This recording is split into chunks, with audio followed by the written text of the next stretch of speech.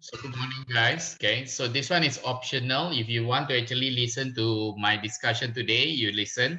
Okay, if you want to continue with your revision on the paper 4.2, okay, on this 2020 May, you can also go ahead.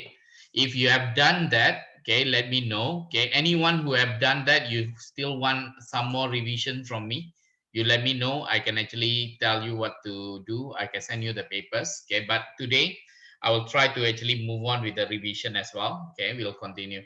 So Justin, is it okay? Will you follow or you want to do other revision?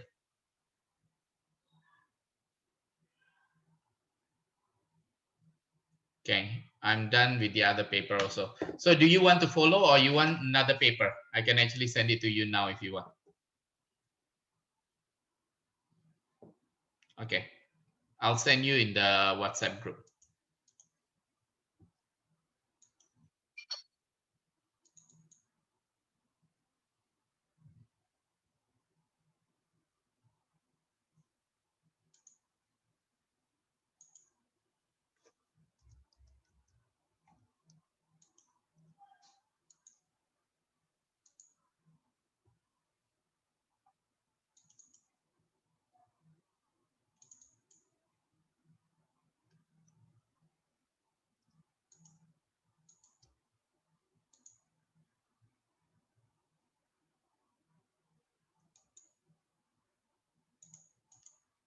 Okay, Justin. So I've sent you, okay, in the WhatsApp paper for one together with the marking key. Okay, so if you want to actually continue there, I don't mind. Yeah, but today I'll just move on. Okay, let's actually continue the discussion. So you see here, okay, we have done this. I was mentioning about this Tollens region. Okay, Tollens region and Phelling we can actually use to oxidize methanoic acid. So even Tollens region, a mild oxidizing agent, okay, they can actually oxidize, okay, methanoic acid.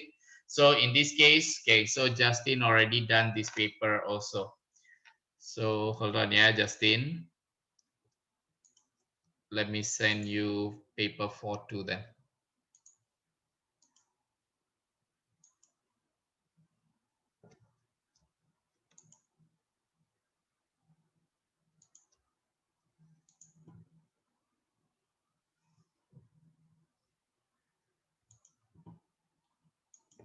Check this paper. Okay, if you have done, then let me know. I can actually send you another paper.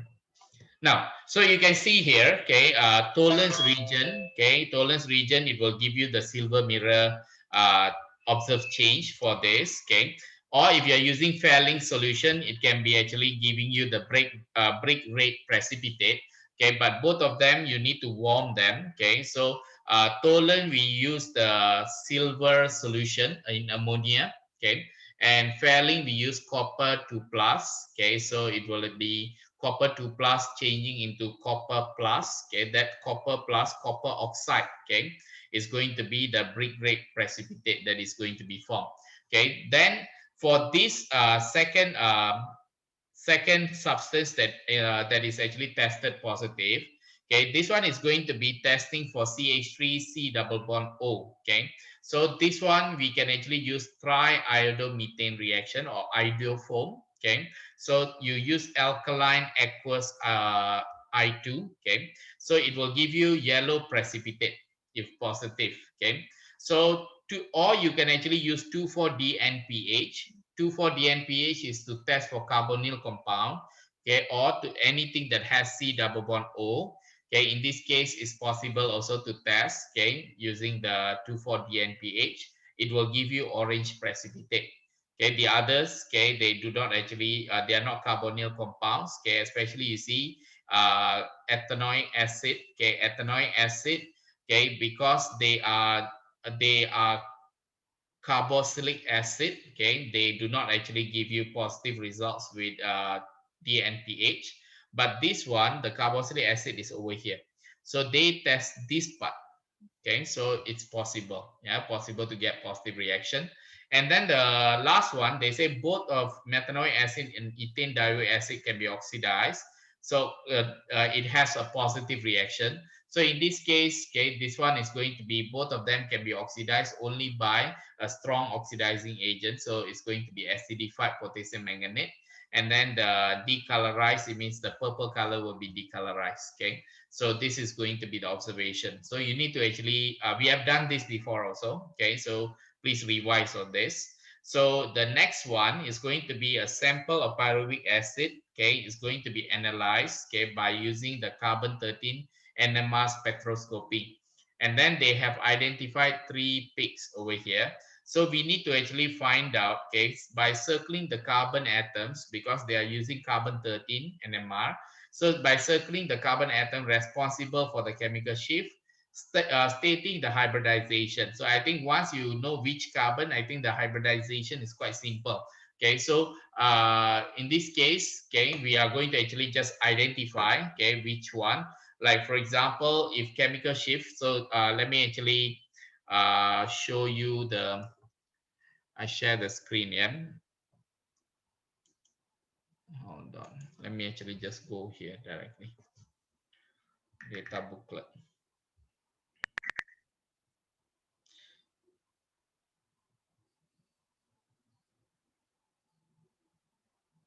This is the information that we are going to use. Okay, let me take a screenshot.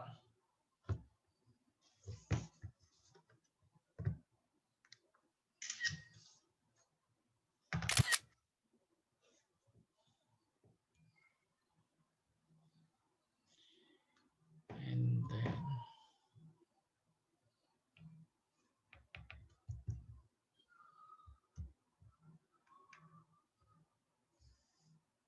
hold on, yeah.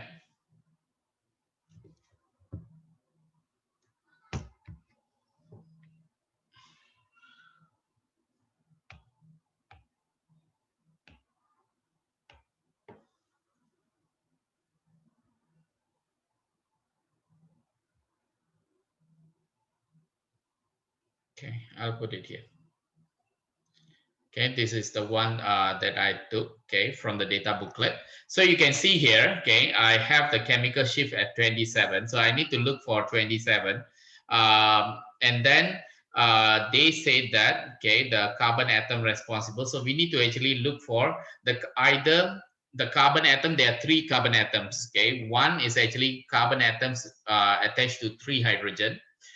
We have another carbon atom which is going to be attached to oxygen, or another carbon atom that is attached to oxygen and OH. Okay, so these are the 3 carbon atoms. So if you look over here, okay, if you have CH3, okay, the only thing that come over here, this one, CH3.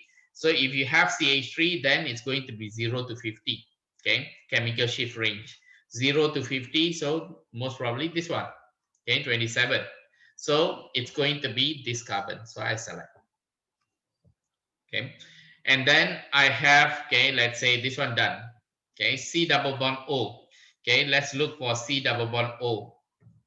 So if I look for C double bond O, then it can be either next to carbonyl or carboxyl group. Okay, next to carbonyl or carboxyl group. Or it can be also, okay, it can be just directly a carboxyl group. Okay, let me see here, which is going to be the C attached to carboxylic acid group. Yeah, you can see carboxylic acid group.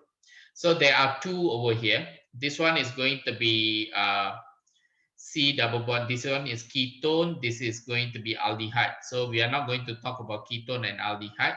Maybe the this one, yes, C double bond O. Okay, let's actually see C double bond O. So possible. This one also. This one definitely nothing to do with this. Okay, next to oxygen, this is going to be next to oxygen directly. Carbon next to alcohol.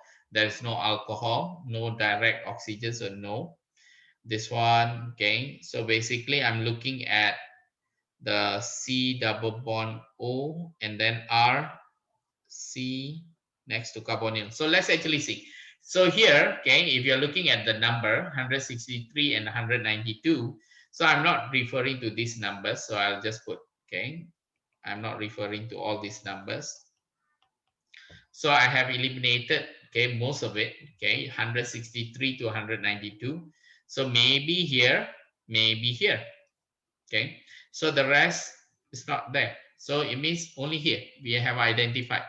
So here, okay, you can see the one that is going to be 163 must be the one that has carboxyl group, which is going to be carboxylic acid. So I can say that the one that is going to be carboxylic acid, this carbon. And then the 192 is going to be the normal aldehyde or ketone. Okay. So it's going to be aldehyde or ketone, this one. So I circle that. After that, I think quite easy. If you want, you can refer to hybridization, but I think by now you should be pro at this. Okay. Why? Because by just looking at the structure, you should be telling us what kind of hybridization is this. Okay. Like for example, you have carbon 1, 2, 3, 4. There's 4 orbitals, okay, for that carbon. So it must be sp3 hybridization. Okay. And then if you look over here, 163. So 1, 2, only take one of the double bond. Okay, so it's going to be 3 orbitals, so it's going to be sp2 hybridization. And then if you look over here, so 1, 2, take only one from the double bond, so this is also going to be sp2 hybridization. Okay, so you identify from there. So this one is quite easy. Okay, quite easy. You need to actually just list down, okay, what kind of carbon environment that you have, only 3, and then it's easier to identify. Okay, so next question. Okay, an ester of pyruvic acid, okay, dissolved in CdCl3 and analyzed by proton NMR spectroscopy. Okay, CdCl3 and then proton NMR spectroscopy. So you know CdCl3 is going to be, we are talking about something whenever you have more peak over here. Okay, this is going to be something related to your high resolution. Okay, high resolution NMR spectroscopy. So you can see that, okay, there are splitting pattern. Okay, there are splitting pattern. So how to actually analyze this? Okay, the important thing that you can actually see here. Okay, if I just put them together here. Okay, I want to actually look into the hydrogen environment. Okay, the hydrogen environment. So it means the hydrogen over here. Okay, the hydrogen over here. Okay, and the hydrogen over here. Okay, these are the environment. That's why, okay, you can see that they only have 3 peaks over here. Okay, 1, 2, 3. Now, out of these 3 peaks, okay, you need to know that the splitting pattern that happens, okay, it involves the carbon that is attached to the carbon. Like for example, if let's say this carbon, okay, this carbon, the hydrogen is attached to this carbon, but the next carbon, okay, if they have hydrogen, okay, then this hydrogen spectrum will have splitting, so it will actually be affected. So in this case, if I just look at this CH3, okay, for this hydrogen over here, if I look at the neighboring carbon, there is no hydrogen. Okay, if there is no hydrogen, there will be a single peak. Okay, you can see that they have a single peak without splitting. Okay, so this peak, okay, automatically represents over here.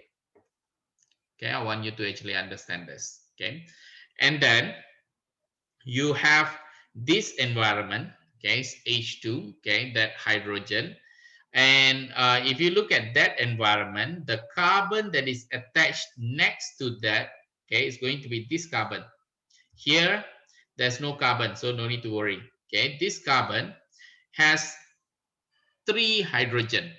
Okay, so Charlton, if there is a splitting, okay, for this CH2, which is the hydrogen over here, how many splits will you have? For which one? For this hydrogen. 3. No, you must look at the carbon Okay. next to 4, it. 4. So 3 plus 1, yeah?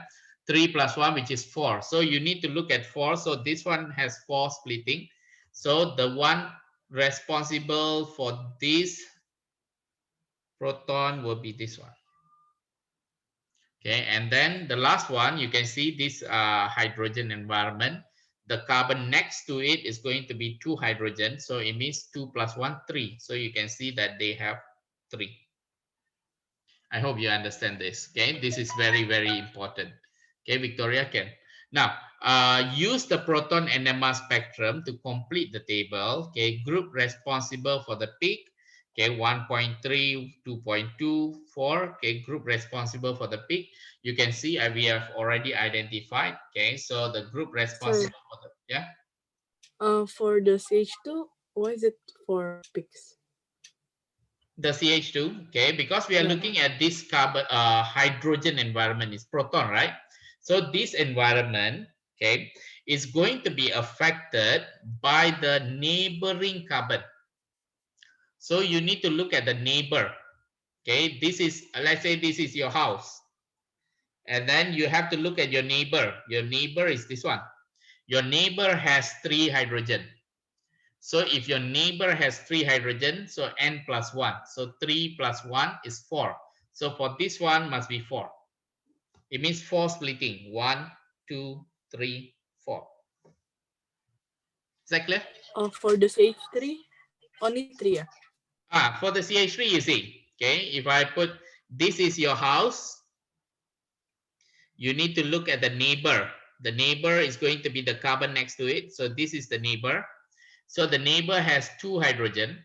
So if the neighbor has 2 hydrogen, then n plus 1, 2 plus 1 is going to be 3. So that's why for this one we'll have 3 splitting. Ken, who is Okay, this? thank you, sir. Is it Shane or what? Shane. Okay, so please take note of this. Okay, because one of the common mistake that students will do, okay, they think is this is CH3, they go and add 1 and then say that this CH3 belongs to this, which is wrong. Okay, you will lose automatically 2 marks from here. Okay, which is totally wrong. Okay, so for 4, it's supposed to be for the C attached to 2H. So the group responsible for the peak is going to be C attached to H, 2H. The hydrogen attached to, let me actually see how to represent the answer here. Okay, hold on.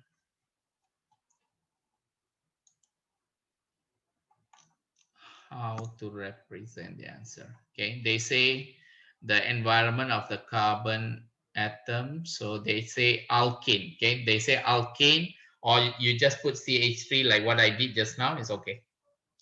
So like for example, okay, if it is going to be 1.3, this is 1.3. So it's going to be CH3. So group responsible CH3. And then if it is going to be 2.2, so they say that, okay, 2.2 is this one. So this one is going to be CH3. Okay, so CH3CO, they say CH3CO. It means this group. Okay, or they say CH next to CO. Okay, CH next to CO. Up to you how you want to represent your answer. Yeah, or if you already show the arrow also, it's going to be one of the way to for the examiner to identify. Yeah, so for 4, okay, it's going to be the CH2, okay, attached to next to O. Okay, so how to actually represent? So it's going to be CH2O, or the CH, okay, the CH next to the CO. Okay, up to you how you want to represent, but you can see, okay, basically this one for this, okay, this one for that, this one for this. Okay, already identified. Now, number of hydrogen atoms responsible for the peak, that this is another thing which is important. The hydrogen, it means how many environment. Okay, it means having the same environment. So if you look at the 1.3, okay, so this is 1.3. How many environment representing over here? How many hydrogen? You can see CH3. So let me erase this. you can see that this is going to be CH3. So there are total of 3H1. Okay, so I put over there. And then if it is going to be singlet, okay, for 2.2, okay, the one that has CH3O, this one, okay, so this hydrogen, okay, so total they have 3 also, so you put 3. And then CH2O, which is going to be this one, okay, how many? Total 2, so 2. Okay, so the next one, okay, which is going to be, okay, that I want to discuss is this one. They mentioned that deuterium, okay, oxide, okay, which is going to be water basically, okay, which is going to be, we call it heavy water, okay, because the isotope, okay, of hydrogen that is being used is going to be 2, okay, so can be used as a solvent in proton NMR spectroscopy. We have learned about this. When you use heavy water, what happens is, okay, the peak that is attached to nitrogen to hydrogen, or the O to hydrogen, okay, this is going to disappear, okay, disappear.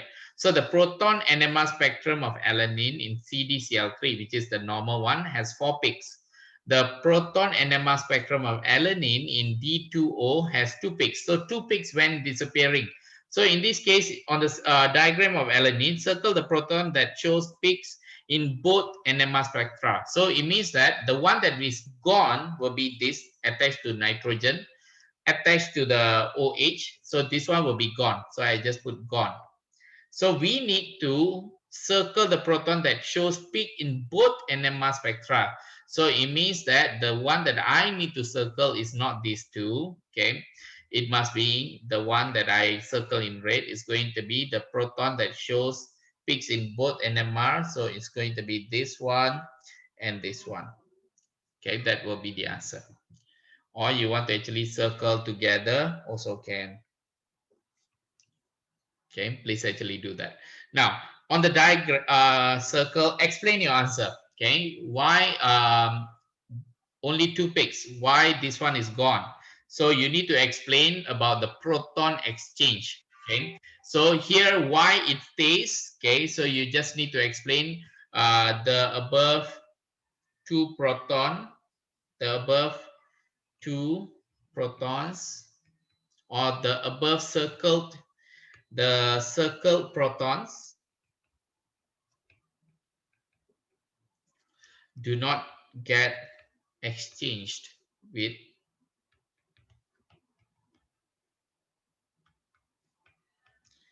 D2O. Okay, that will be the answer. So the ionic product, okay, of D2O, which is similar to water, yeah. So if I have H2O, okay, it's supposed to give me H plus and OH minus. So now if you have D2O, it's supposed to be D plus plus OD minus. Okay, so same thing. So they say that the Kw, okay, the Kw for water is 1 times 10 negative 14, but this one is 1.35 times 10 negative 15. So they say write the expression of Kw, which is the same. Okay, you just need to use this. So the expression is going to be OD minus and then D plus. That's it. Divided by water, no need because it's constant. Okay, so we no need. It's similar like Kw equals to H plus and then OH minus. It's the same. Okay, this is the answer. Now calculate the pH, okay, of the pure D2O. Assume, okay, this is going to be equivalent. So basically, if you use the normal formula, if it is going to be like this, we say Kw equals to this to like normally we use Kw equals to H plus and OH minus, and we know that this H plus and the OH minus, they are the same. So what we do is H plus, then we say another H plus because this is going to be the same. So you are going to have H plus to the power of 2, then you can calculate the pH. But in this case, you just do the same thing. Okay, so you have OH minus and D plus. The OH minus is the same as D plus, similar like this. So you are going to get D plus to the power of 2 is 1.35 times 10 negative 15. Where do I get that? They already give you this. Okay. So you just need to have D plus, which is going to be square root of 1.35 times 10 negative 15.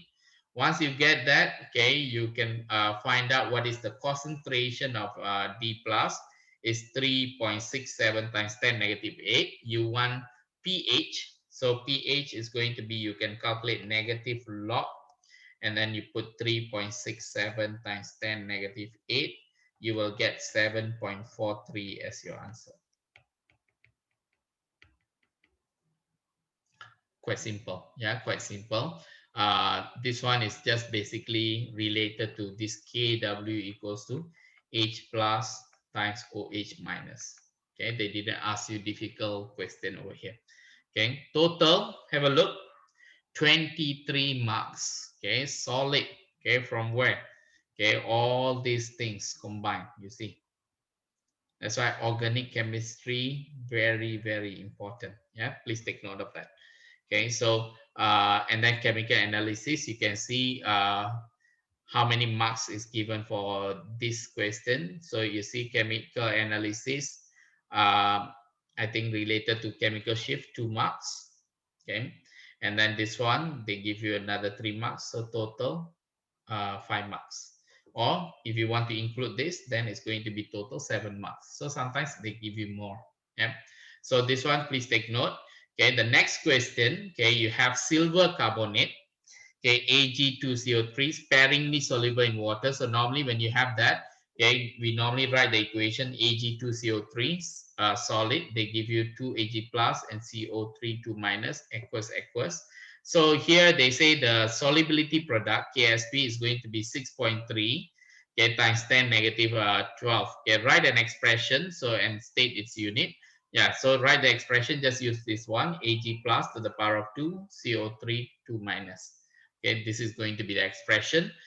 This one, please check. Okay, I think the answer key is wrong. Okay, because when they say state its unit, okay, you can see it's going to be mole, okay, dm negative 3. So to the power of 2 times another mole dm negative 3, you are going to get mole to the power of 3 dm negative 9.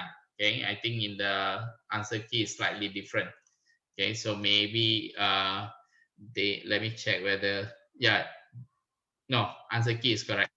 Okay, but I think one of the answer key last time when I checked, it was actually wrong. Yeah, so the previous one, so this one is actually following the answer key. So let's actually move on. Okay, when I move on, okay, you can see that calculate the equilibrium concentration, okay, of Ag plus in saturated solution.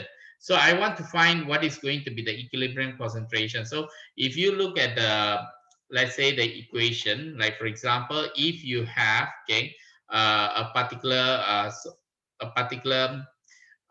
let's say a solubility, okay, like for example, we use the solubility as X. So we know that this is 1 mole, this is 2 moles, and this is 1 mole. So we know that, okay, when you look at the solubility, imagine it's X. So we know that this one, okay, every 1 mole will give you 2 moles. So if this is X, so this one will be 2X, 2 times X. And then this is going to be 1, so it's going to be X. Okay, that is going to be by using the term solubility. But they want the concentration of Ag plus. Yeah, be very careful. Later, once you actually find the X, you want Ag plus. So Ag plus is 2X. Some of the students forget to times by 2. Okay, so please take note. Okay, in this case, if I use the KSP, what I can use is going to be 6.3 times 10 negative 12. You can see 2x to the power of 2. So 2x to the power of 2. And then I put x. Okay, just put in the KSP over there. Then I will get the 4x to the power of 3. I can find out what is x. Okay, I found out that the x is like this. Okay, but this is not the answer that I want because they want the Ag plus. Ag plus is 2x. So times by 2. This value times by 2, you will get this answer. So one of the common mistake is students forget to times by 2.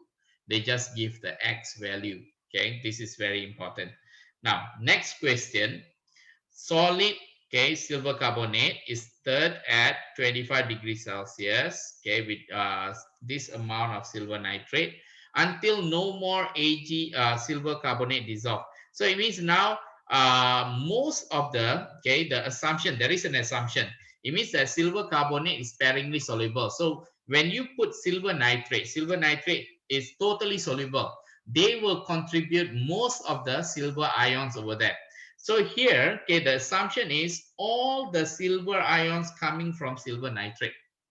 So we are actually ignoring the fact that AgCO, silver carbonate gives you Ag plus. Okay, we ignore that fact because most of it is going to come from here.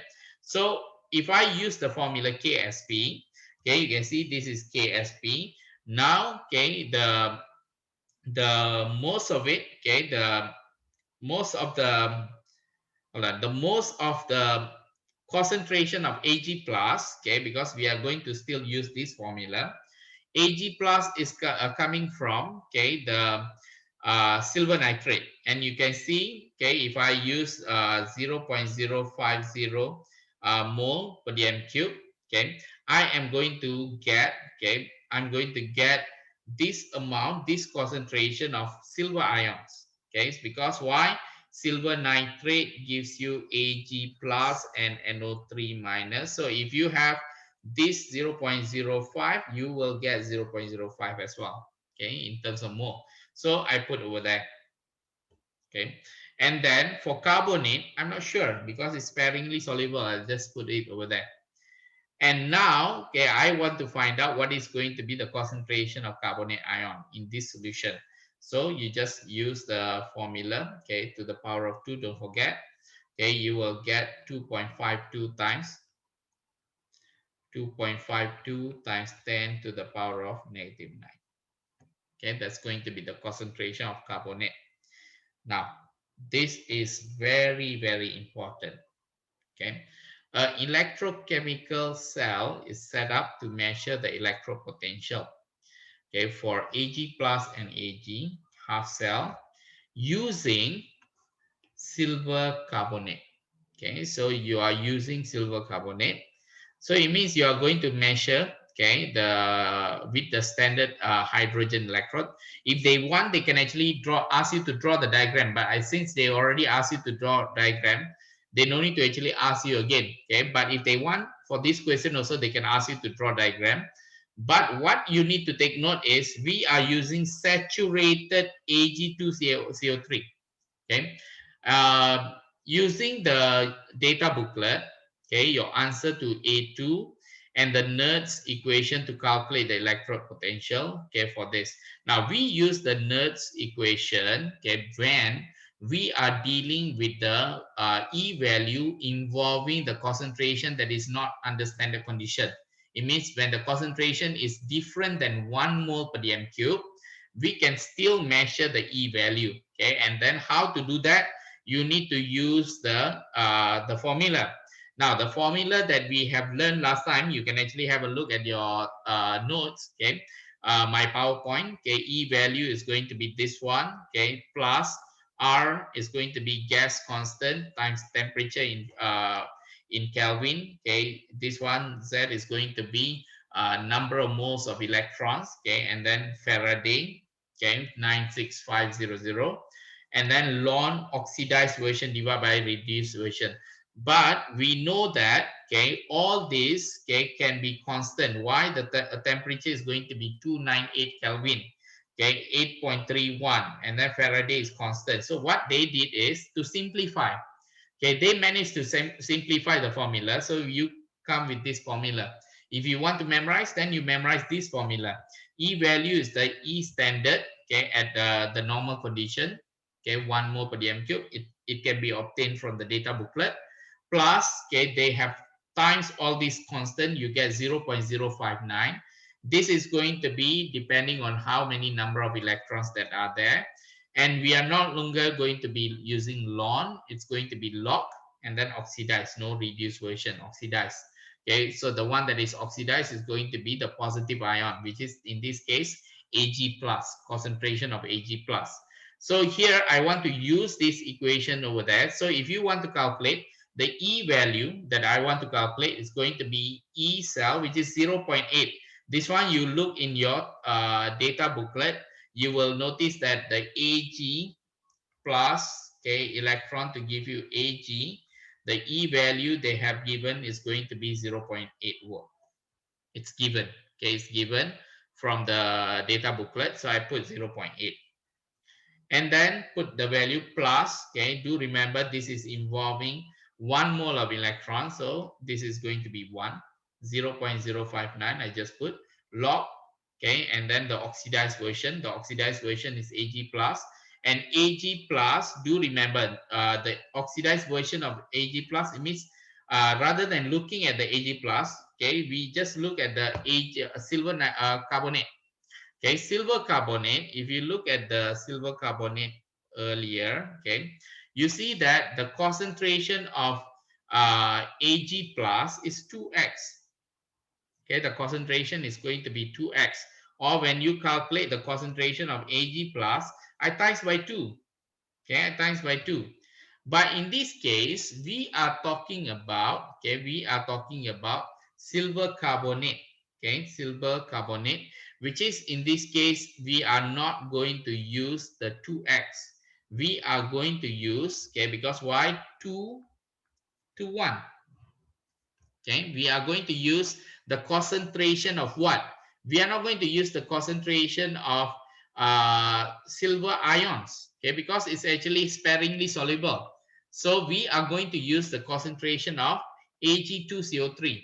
So if this one is going to be the value, which is 2.33 times 10 negative 4, I am not going to select this. I'm going to select 1, okay, ratio, which is 1, which is going to be half of the 2.33 times 10 negative 4, which is, okay, 1.1635.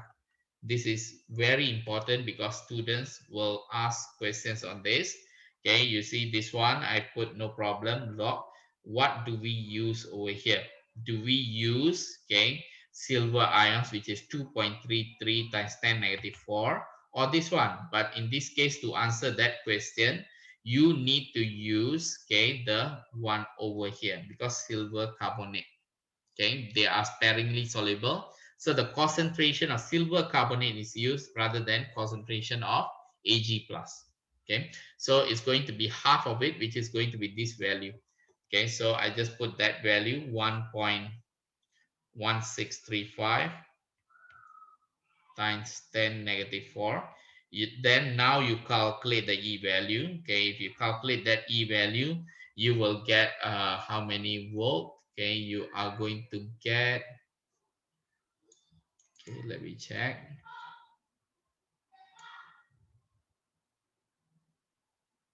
You are going to get 0.57 volt.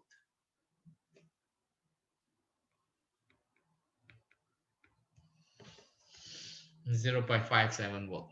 Okay, so this is going to be, but please remember one of the common things that we actually do is going to be voltage. Okay, voltage is going to be always positive. Okay, so no need to actually put plus. Okay, but whenever it comes to entropy, whenever it comes to your energy, whenever it comes to, let's say, enthalpy, okay, please include plus or negative. For voltage, no problem. Okay, in this case, it's understood. But if you still want to give, yeah, please go ahead.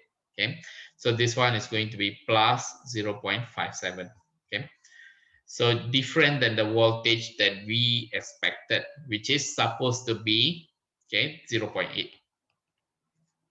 it's supposed to be 0.8. Now, because we are using different concentration of Ag2CO3, okay, so now it became 0.57, less than 0.8. Okay, let's continue. Now, this is going to be question about entropy. Now, silver chloride is sparingly soluble in water. So yeah, you can see solid, aqueous, aqueous. The equation is given. So here they say enthalpy of solution. Now, one thing that you need to remember when it comes to enthalpy of solution, okay, if the solution is going to be positive, so it's non-soluble. If the enthalpy of solution is going to be negative, then it's automatically soluble. Okay, this is very important.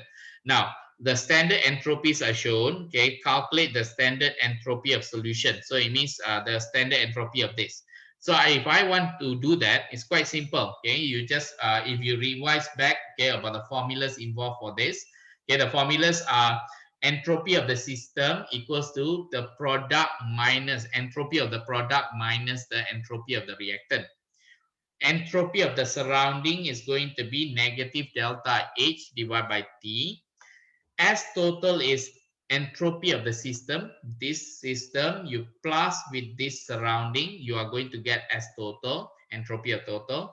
If you substitute the formula, you are going to get something like this, where you are going to get Gibbs free energy is going to be, you can actually represent, okay, using Gibbs free energy. Gibbs free energy is going to be negative T, then it means this entire formula, if I times by negative T, I'm going to actually get this equation. So this one, if you try to remember, I think last time I told you to remember Mr. Gopi is not so hot. So it's not so hot. Okay, so you just put over there. Okay, so this one, I do not know whether you can actually remember this and so on, but you need to actually know about this formula. Okay, so what do I know about entropy and Gibbs free energy? Okay, your entropy, if your S total is positive, which is more than zero, okay, then the reaction is spontaneous. Okay, but since the Gibbs free energy is going to be negative T, okay, negative T times the entropy of the total, this is going to be different. Like Gibbs free energy, if the Gibbs free energy is less than zero, okay, then if Gibbs free energy is negative, then it's spontaneous. So this is going, then vice versa. Okay, vice versa. So in this case, with the aid of calculation, explain, okay, before that, I think we just do this.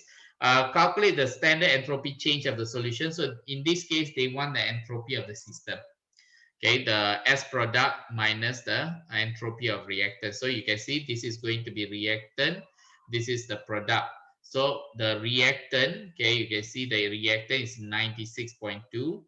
Okay, so then the product, okay, is going to be this. Okay, so product minus the reactant. So product is 72.7 plus 56.6 minus the reactant. You are going to get positive 33. Okay, this is going to be positive 33, but do remember it's in joule.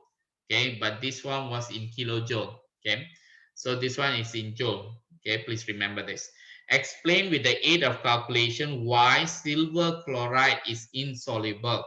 Now, if you want to actually show silver chloride is insoluble, then the entropy change of solution is not enough. Okay, what you need to do is going to be, you need to include the S total, or you can actually calculate the Gibbs free energy. If you can show that any of this, okay, and then say that it's non-spontaneous, then it's actually the answer. So you can see, like for example, I use the Gibbs free energy. Okay, I use the formula. Okay, you know the enthalpy change. They already give you 65.5, but since it's in joule, this one I need to change. Okay, from kilojoule to become joule. Okay, one of the mistake that students always do, they forget to change. Then minus T, do remember the T that they have given you is going to be 25. So 25 plus 273, 298. Okay, and then the entropy, okay, of the system is going to be 33, or the entropy of the solution here.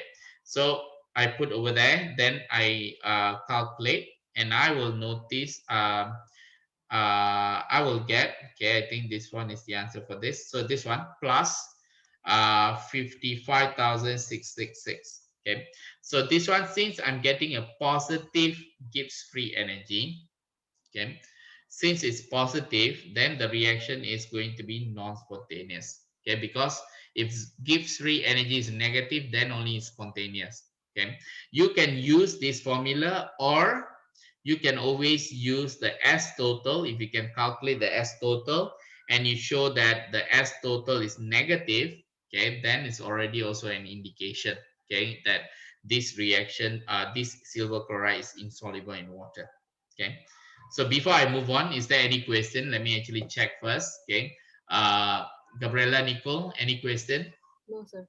Okay, let's move on. Yeah. So explain what is meant by the term buffer solution. Okay, buffer solution we have discussed. I think even the previous paper that we done, they actually asked the same thing.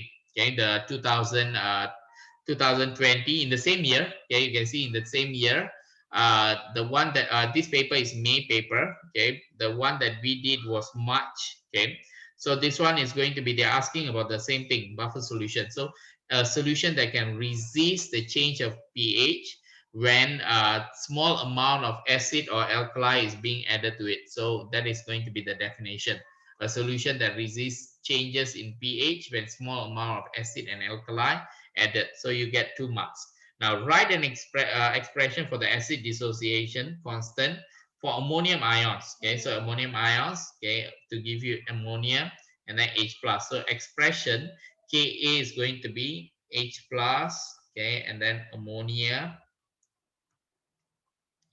and then divided by ammonium.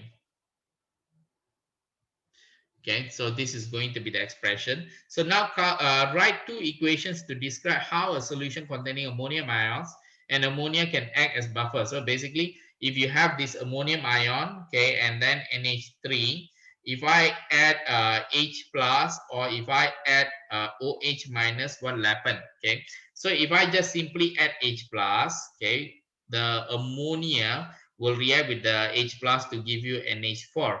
Okay, so you can actually write down ammonia plus H4, H plus to give you ammonium.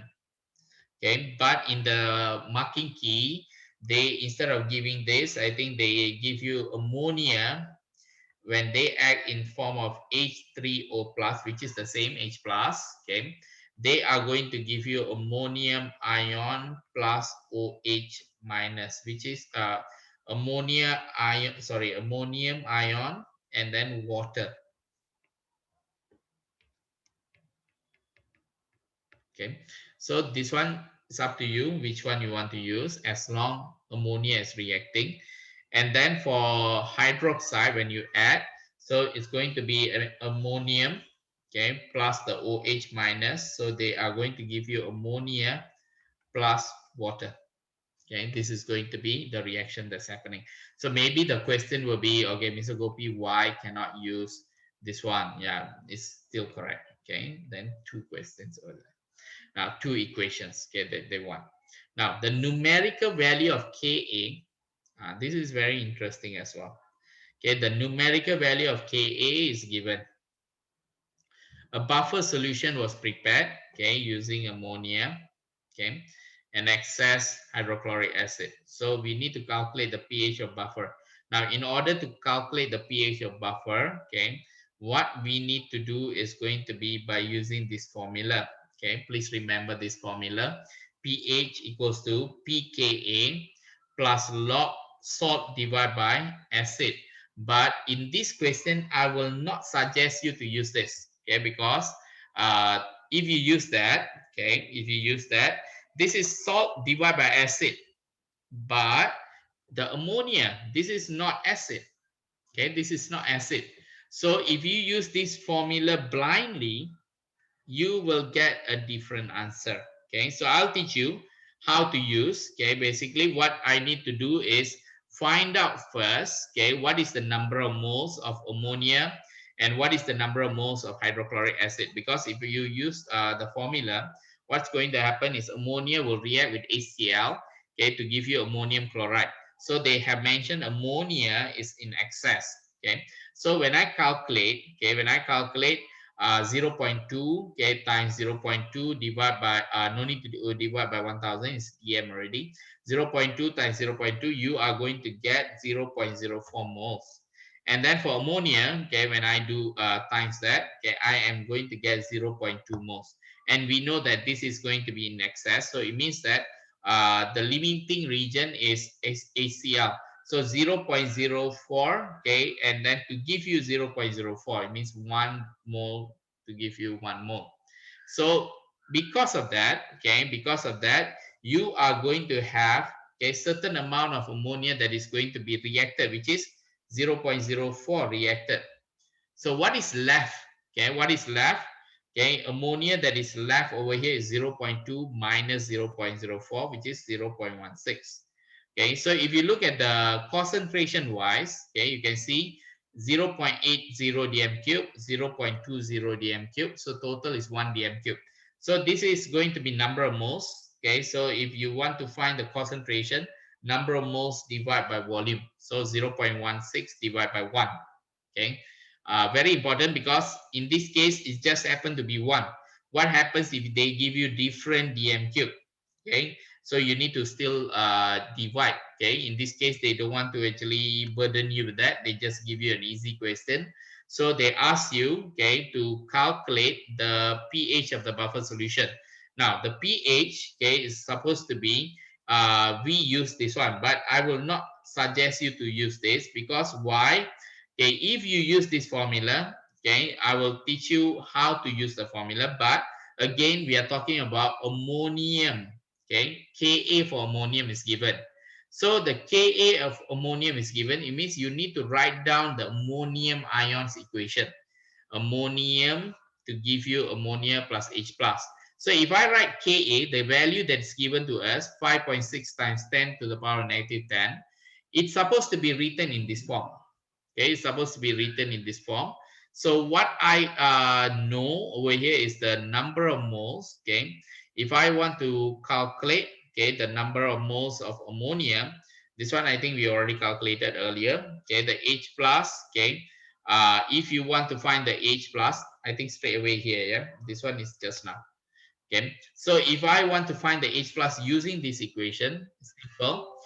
The concentration of ammonium times with this divided by the concentration of ammonia, which we have already here.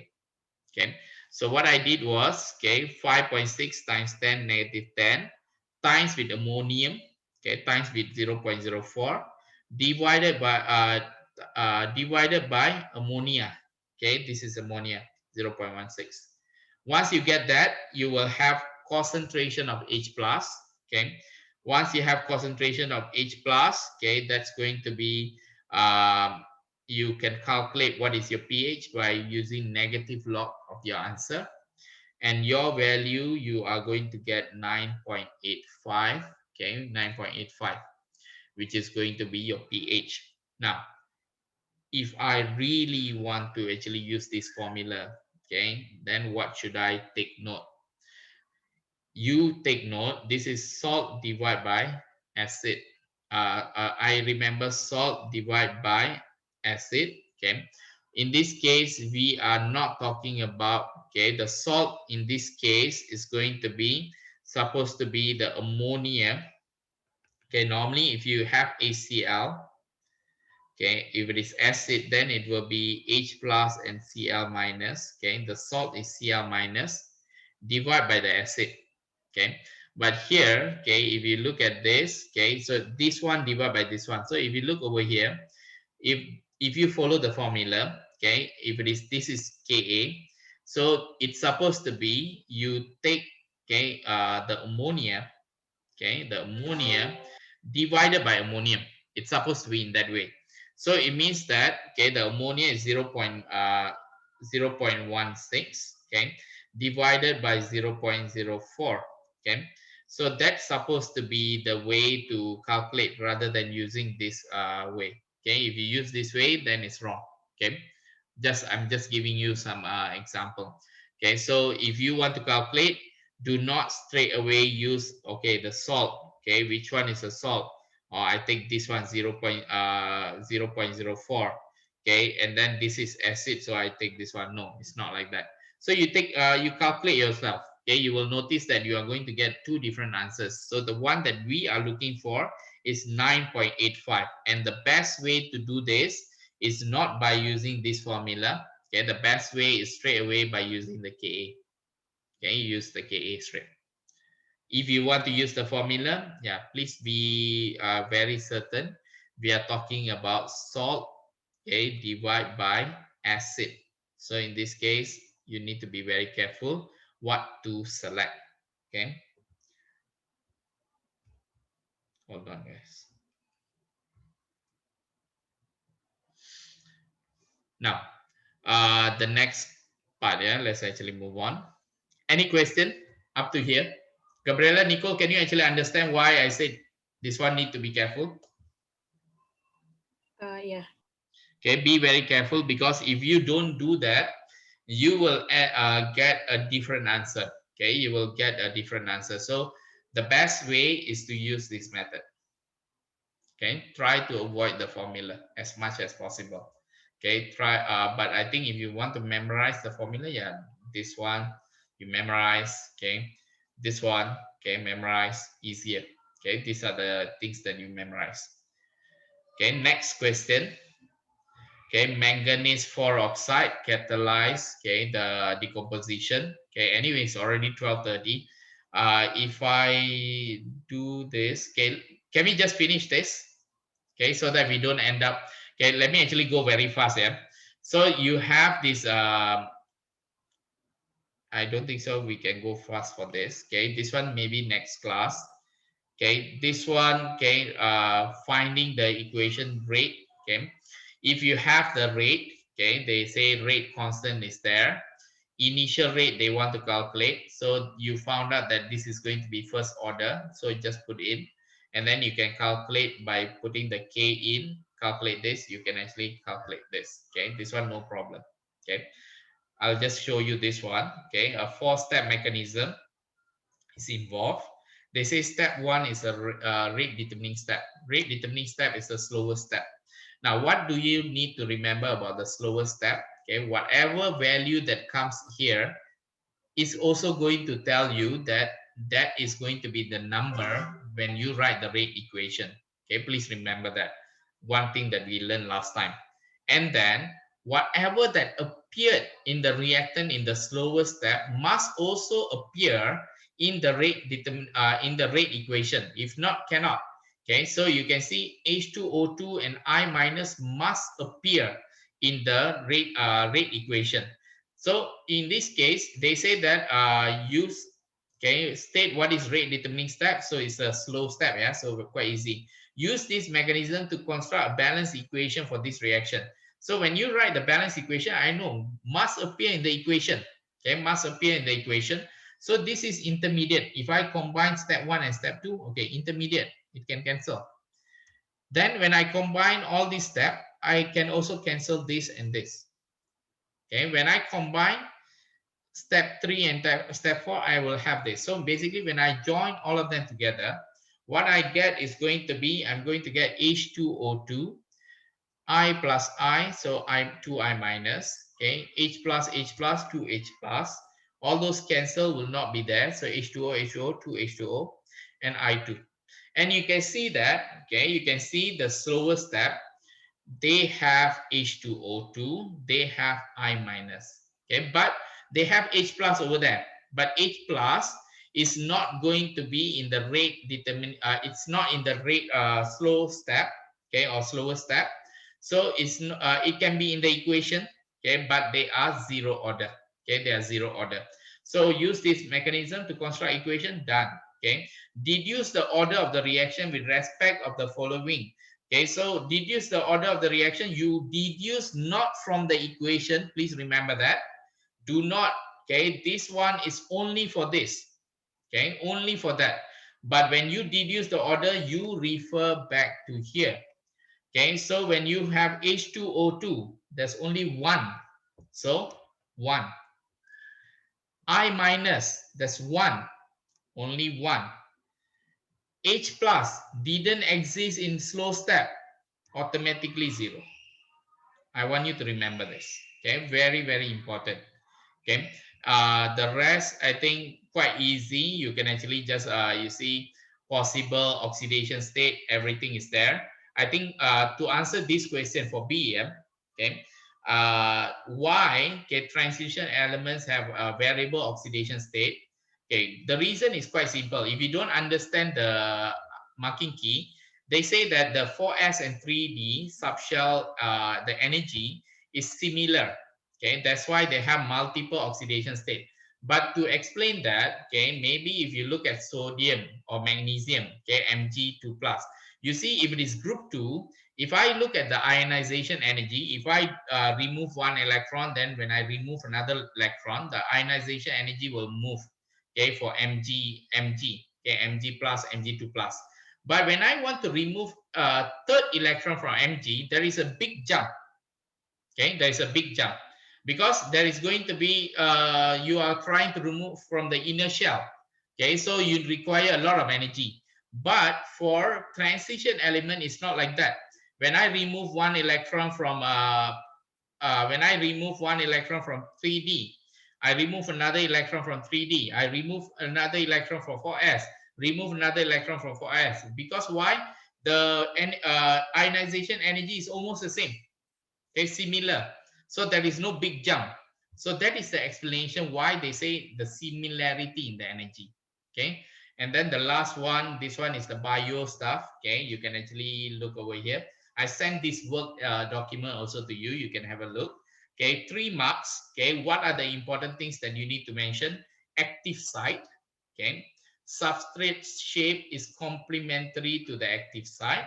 When they bind, okay, when they bind, the substrate will start to actually lose the bond will become weakened, then the product is released. So the 3 marks, what are the points that they want? Active site, substrate shape is complementary to active site, okay, and then the bond is weakened. So please remember all this. 3 marks is very easy mark, yeah, to obtain. So the only thing that I didn't do today is going to be this one. Maybe quickly next lesson I can actually just go through this with you, okay. But if you want to go through yourself, okay, this paper has been sent to you, okay, my working paper. You can have a look, okay, why I selected this, okay. 3 marks, okay? It's quite important. So anyway, okay, that's it for today. You can go for your lunch, okay. Any question before you go? Okay, so guys, you check the WhatsApp, okay, the one I sent, okay. The WhatsApp, the next question that I wanted to go through is going to be your paper 4.2, okay, 4.2. So please revise, okay. This one is going to be paper 4.1, 4.2 I gave last time, okay. So May, June, okay, 4.2. And if you have done, keep on going, okay. So keep on going according to the WhatsApp group. So today I sent 2 more papers with the marking key, okay. So you can actually check from there, okay. Any question, Jason? Okay, Gabriela, Nicole. No, sir. Okay, I can hear so many times someone leaving the room. Is it Janice? Yeah. I don't see Lavi. Lavi, are you here?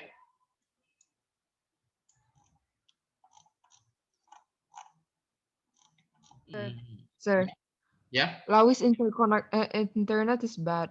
Okay. But was she here last time? Just now? I think so. Okay, never mind. I'll just ask in the group. Yeah. So currently I have like Arneta is, I have 2 accounts. Okay. So it means if I remove that, okay, I have 9 students. Only 2 students are missing. So Lavi and Janice. Yeah. Okay. That's all, guys. See you. Bye.